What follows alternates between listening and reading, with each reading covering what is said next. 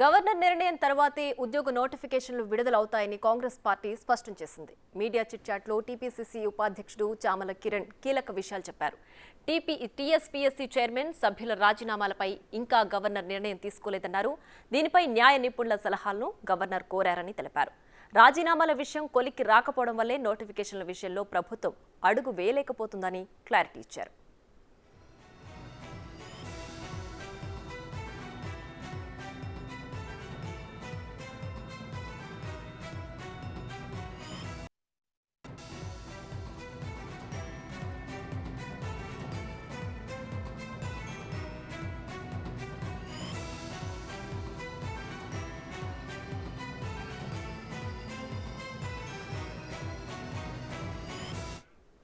Governor నిర్ణయం తర్వాతే ఉద్యోగ నోటిఫికేషన్లు విడుదలవుతాయని కాంగ్రెస్ పార్టీ స్పష్టం చేసింది.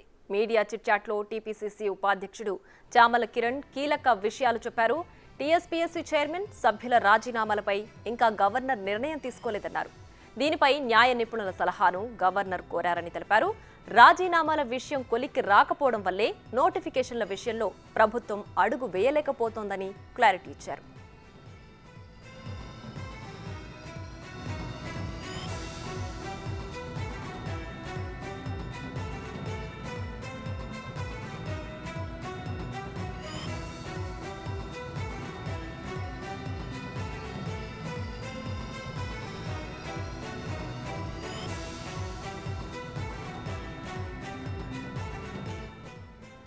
గవర్నర్ నిర్ణయం తర్వాతే ఉద్యోగ నోటిఫికేషన్లు విడుదలవుతాయని కాంగ్రెస్ పార్టీ స్పష్టం చేసింది. మీడియా చిట్చాట్లో టీపీసీసీ ఉపాధ్యక్షుడు చామల కిరణ్ కీలక వ్యాఖ్యలు చేశారు. టీఎస్పీఎస్సీ చైర్మన్ సభ్యుల రాజీనామాలపై ఇంకా గవర్నర్ నిర్ణయం తీసుకోలేదన్నారు. దీనిపై న్యాయ నిపుణుల సలహాను గవర్నర్ కోరారని తెలిపారు. రాజీనామాల విషయం కొలిక్కి రాకపోవడం వల్లే నోటిఫికేషన్ల విషయంలో ప్రభుత్వం అడుగు వేయలేకపోతోందని క్లారిటీ ఇచ్చారు.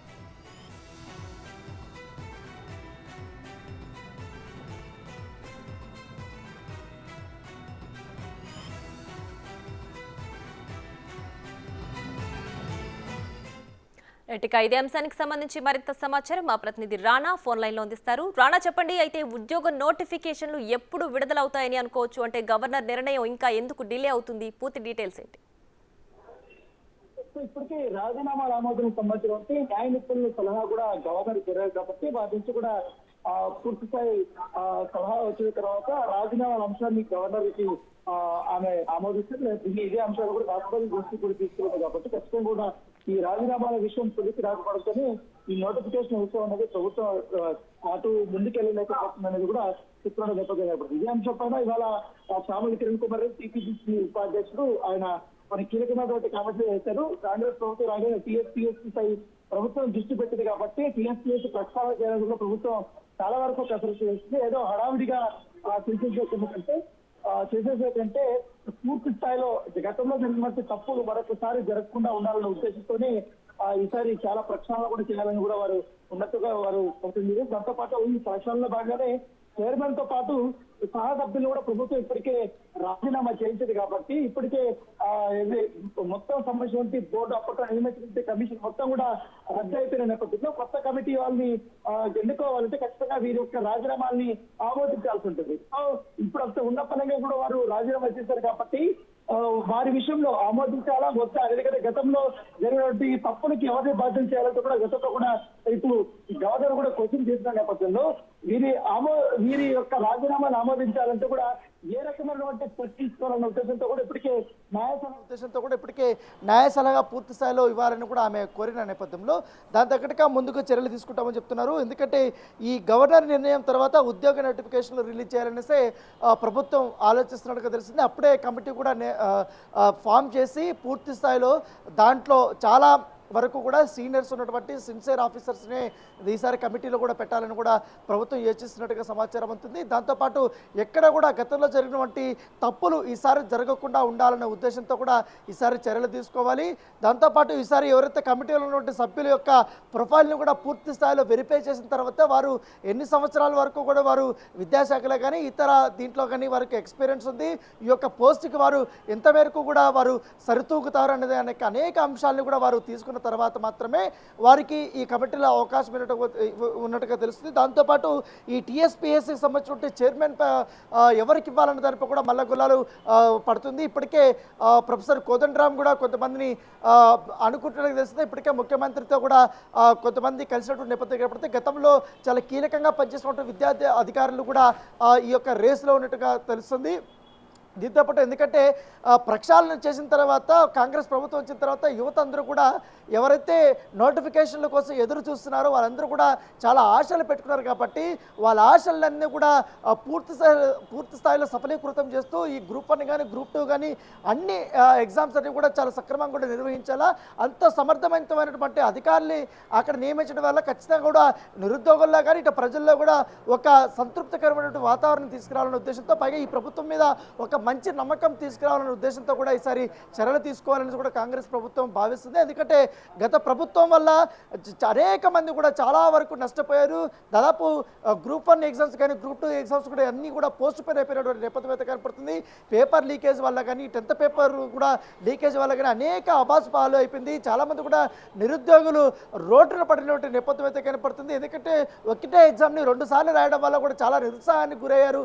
దాంతోపాటు ఇప్పుడు పూర్తిగా ఎగ్జామే క్యాన్సిల్ అయిపోయిన నేపథ్యంలో దాంతోపాటు చాలా వరకు కూడా ఈ యొక్క గ్రూప్స్ కానీ ప్రిపేర్ అవుతున్నటువంటి యువత కూడా కొంతమంది ఏకంగా ఆర్టీసీ క్రాస్ రోడ్లో ఒక యువత అయితే ఆత్మహత్య చేసుకునే నేపథ్యం ఏర్పడుతుంది. ఎందుకంటే ఎగ్జామ్స్ కూడా సరిగ్గా నిర్వహించలేకపోవడం, నోటిఫికేషన్ రాకపోవడంతో గవర్నమెంట్ జాబులు చేయాలన్న ఆతృతతో ఆమె చెప్పండి.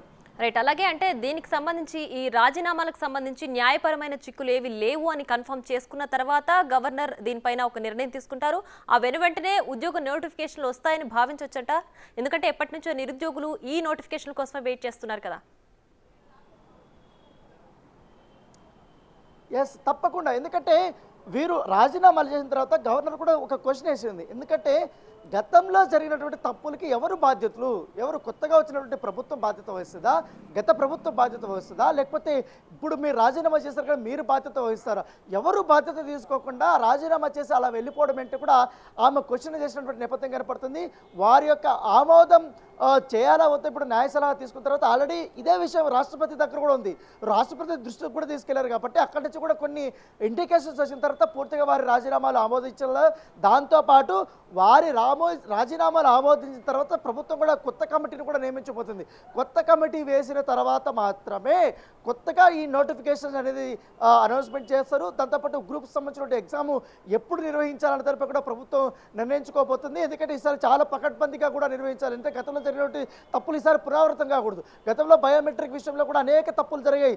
దాంతోపాటు ఎంతమంది హాజరయ్యారు, ఎంతమంది రాశారు, ఎంతమంది హాల్ టికెట్లు తీసుకున్నారు అనేది కూడా ఒక లెక్క చక్కగా లేదు. ఎందుకంటే దాదాపు 1000 మంది దాకా కూడా ఎక్కువగా చూపించినట్టు నేపథ్యం ఏర్పడుతుంది బయోమెట్రిక్ దీంట్లో వల్ల. సో ఇవన్నీ కూడా చాలా అవకతవకలు జరిగాయి కాబట్టి ఈసారి ప్రభుత్వం వచ్చిన తర్వాత ఎన్నో ఆశలు పెట్టుకున్నారు. ఎందుకంటే ముఖ్యంగా నిరుద్యోగ యువత పెద్ద ఎత్తున కాంగ్రెస్ పార్టీకి మద్దతు ప్రకటించిన నేపథ్యంలో వారందరూ చాలా ఆశగా ఎదురు చూస్తున్నారు. సో టీఎస్పీఎస్సీలో ప్రక్షాళన చేసిన తర్వాత పూర్తిస్థాయి ఉద్యోగ భర్తీలను కూడా నియమిస్తారనేసి ఎగ్జామ్స్ జరిపిస్తారని కూడా వారు అనేక హోప్స్ పెట్టుకున్నారు. కాబట్టి దాని తగ్గట్టుగానే ప్రభుత్వం కూడా చర్యలు తీసుకుంటుంది. ఇదే విషయాన్ని కూడా గవర్నర్ దగ్గర చెప్పారు. గవర్నర్ కూడా బాధ్యులు ఎవరైనా తెలిసినంత వరకు మీరు ఖచ్చితంగా రాజీనామా ఆమోదిస్తాను, అంతవరకు న్యాయ సలహా తీసుకొని వెంటనే ఒక కమిటీని కూడా ఏర్పాటు చేసుకోవడానికి మీరు సన్నద్ధంగా ఉండని కూడా ప్రభుత్వానికి ఆమె సూచించినట్టుగా మన సమాచారం అందుతుంది. రైట్ రానా, అయితే ఇప్పుడు ఈ టీఎస్పీఎస్సీ చైర్మన్ కావచ్చు లేదంటే సభ్యులు కావచ్చు వీళ్ళ సమక్షంలో జరిగిన తప్పుకు నిరుద్యోగులు శిక్ష అనుభవిస్తున్నారు. సో మరి వీళ్ళకి సంబంధించి ఏదైనా శిక్షల లేదంటే ఏదైనా చర్యలు ఉండే అవకాశం ఉందా గవర్నర్ నుంచి? ఖచ్చితంగా గవర్నర్ నుంచే కాకుండా రాష్ట్ర ప్రభుత్వం నుంచి కూడా చర్యలకు ఉపకరిస్తుంది. ఎందుకంటే ఎక్కడ ఈ యొక్క తప్పులు జరిగాయి, పేపర్ లీకేజ్ కారణం ఏంటి, గ్రూప్ 1 సంబంధించిన కానీ గ్రూప్ 2 కానీ ఎందుకు వాయిదా పడాల్సింది, ఎందుకు ఇంత నిర్లక్ష్యం వహించారు, ఎందుకు బోర్డులో ఉన్నటువంటి కీలకమైన సభ్యులు ఎవరెవరు ఇన్వాల్వ్ అయ్యారు, ముఖ్యంగా ఈ పేపర్ లీకేజ్ వ్యవహారంలో ఎవరెవరు ఉన్నారంటే కూడా ప్రభుత్వం కూడా మరొకసారి విచారణ చేయాలనే భావనలో కూడా ఉన్నట్టుగా సమాచారం ఉంటుంది. కాకపోతే దానికంటే ముందు ఈ విచారణ జరుగుతున్నప్పటికీ కానీ ఖచ్చితంగా ఈసారి పక్కా ప్రణాళిక ఎగ్జామ్స్ నోటిఫికేషన్ సంబంధించిన విషయంలో అనౌన్స్మెంట్ చేసిన తర్వాత టీఎస్పీఎస్సీని పూర్తి స్థాయిలో ప్రక్షాళన చేసిన తర్వాత దాంట్లో అందరికీ ఆమోదయోగ్యమైనటువంటి ఉద్యోగుల్ని అక్కడ పెట్టిన తర్వాత మాత్రమే ఈ యొక్క చర్యలకు ఉపక్రమించే అవకాశం ఉంది. ఎందుకంటే టైం చాలా తక్కువ ఉంది. కేవలం నెక్స్ట్ మంత్లోనే ఎగ్జామ్స్ జరపాల్సి ఉన్న నేపథ్యంలో ఇప్పటికే వాయిదా కావాలని కూడా కోరారు కాబట్టి ఖచ్చితంగా కూడా ఒకవేళ వాయిదా వేయాల్సి వస్తే డేట్ ఎప్పుడు పెట్టుకోవాలనేది కూడా ప్రభుత్వం ఆలోచిస్తుంది. ఇటు దాంతోపాటు కేవలం ఒక ప్రభుత్వం మాత్రమే ఏకపక్షంగా నిర్ణయం తీసుకోదు, అందరితో పాటు అన్ని సంఘాల వాళ్ళతో కూడా మరొకసారి మాట్లాడి నిరుద్యోగ యువతతో పాటు ఉద్యోగ సంఘాలతో మాట్లాడు, అలాగే వైద్య శాఖ అధికారులతో మాట్లాడి, అలాగే ఇప్పుడున్నటువంటి ప్రజాపాలన కాబట్టి ఖచ్చితంగా కూడా ఇతర రిటైర్డ్ సంబంధించిన అధికారులతో కూడా మాట్లాడి వాళ్ళకి సూచనలు చేసుకున్న తర్వాత సూచనలు అన్నీ తీసుకున్న తర్వాత మాత్రమే ఈ యొక్క నిర్ణయం అయితే ప్రకటించే అవకాశం ఉంది. ఏకపక్షంగా అయితే ఈసారి నిర్ణయాలు తీసుకునే అవకాశం అయితే లేదు. దాంతోపాటు ఈసారి ఎగ్జామ్ సెంటర్స్లో కూడా చాలా కీలకమైనటువంటి నిర్ణయాలు తీసుకునే అవకాశం ఉంది. సెక్యూరిటీ అనేది చాలా ఎక్కువగా పెట్టే అవకాశం ఉంది. బయోమెట్రిక్ ఎంతవరకు కూడా ఇంపార్టెన్స్, దాంతోపాటు గతంలో ఒక నియమ నిబంధనలు పెట్టారు, ఏమేమి తీసుకెళ్ళాలి ఏమేమి తీసుకోకూడదు అనేది కూడా అవి చాలా పకడ్బందీగా ఉండాలి. దాంతోపాటు ఎవరైతే హాల్ టికెట్ ఎవరైతే అప్లికేషన్ చేస్తారో హాల్ టికెట్లు తీసుకున్న తర్వాత హాల్ టికెట్లు తీసుకున్న వాళ్ళకి మాత్రం అక్కడ ఒక స్కానింగ్ లాగా ఒక పెట్టాలని కూడా ప్రభుత్వం ఆలోచిస్తున్నట్టుగా సమాచారం ఉంది. ఎవరు వచ్చారనేది కూడా ఒక డేటా అనేది చాలా క్లియర్గా ఉంటుంది. దీంట్లో ఎటువంటి తప్పులు జరగవు. సో ఎంతమంది హాజరయ్యారు ఎంతమంది రాశారనేది కూడా ఒక డేటా ఉంటుంది. ఎక్కడ తప్పులు జరగవు. పేపర్ కూడా ఖచ్చితంగా కూడా బయటకు వెళ్ళే అవకాశం లేదు. పూర్తిగా అక్కడ 144 సెక్షన్ కూడా నియమించాలని కూడా ప్రభుత్వం భావిస్తుంది. కాబట్టి గతంలో జరిగినటువంటి తప్పులు ఈసారి పూర్తి స్థాయిలో జరగకూడని ఉద్దేశంతోనే అనేక రకాలుగా కూడా ముఖ్యమంత్రి ఇటు రేవంత్ రెడ్డి కూడా ఆలోచిస్తున్నారు. అందుకే అధికారులతో కూడా పలు దఫాలుగా కూడా ఆయన చర్చలు జరిపిన నేపథ్యం ఏర్పడుతుంది. సో ఏదో ఆషామాషిగా కొత్త ప్రభుత్వం వచ్చింది అనౌన్స్మెంట్ చేసామని కాకుండా పూర్తిగా ప్రక్షాళన చేసిన తర్వాత ఒక నమ్మకం అనేది క్రియేట్గా కావాలి. కాబట్టి ఆ నమ్మకాన్ని మనము వమ్ము చేయకుండా పూర్తి స్థాయిలో నీట్గా చాలా పకడ్బందీగా ఒక ఎగ్జామ్స్ కండక్ట్ చేయడంతో పాటు నోటిఫికేషన్స్ కూడా అంతే వరకు కూడా జాబ్ చేయాలి. అంతోపాటు